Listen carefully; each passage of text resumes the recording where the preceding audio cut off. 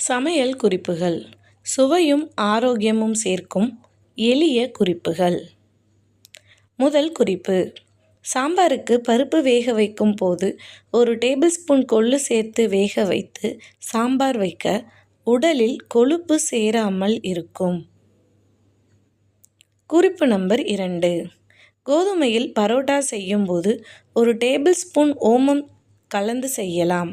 சுவையாகவும் எளிதில் ஜீரணமும் ஆகும். மூன்றாவது குறிப்பு: வெண்டைக்காய், கத்தரிக்காய் காரக்குழம்பு செய்யும்போது 1 டேபிள் ஸ்பூன் சீரகப்பொடி சேர்த்தால் குழம்பு மிகவும் சுவையாக இருக்கும். எந்த வகை காரக்குழம்பு செய்யும் போதும் இந்த டிப்பை உபயோகித்து பாருங்கள்.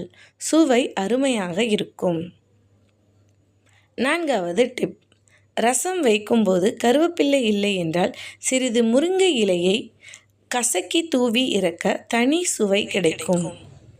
குறிப்பு நம்பர் 5: சுண்டைக்காய் குழம்பு செய்யும்போது நல்லெண்ணெய் விட்டு தாளிப்பு செய்தால் சுவையும் மணமும் அள்ளும்.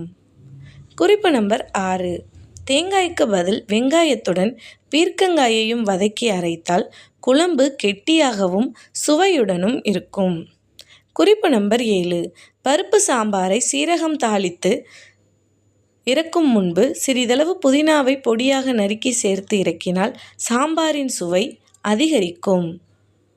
சிறிய மாற்றம், சுவையான சமையல். இந்த டிப்ஸ் எல்லாத்தையுமே ட்ரை பண்ணி பாருங்கள். இந்த பதிவு பிடிச்சிருந்தால் லைக் பண்ணி, ஷேர் பண்ணி, சப்ஸ்கிரைப் பண்ணுங்கள். இதே மாதிரி இன்னொரு நல்ல பதிவோட சந்திக்கிறேன். தேங்க்ஸ் ஃபார் வாட்சிங்.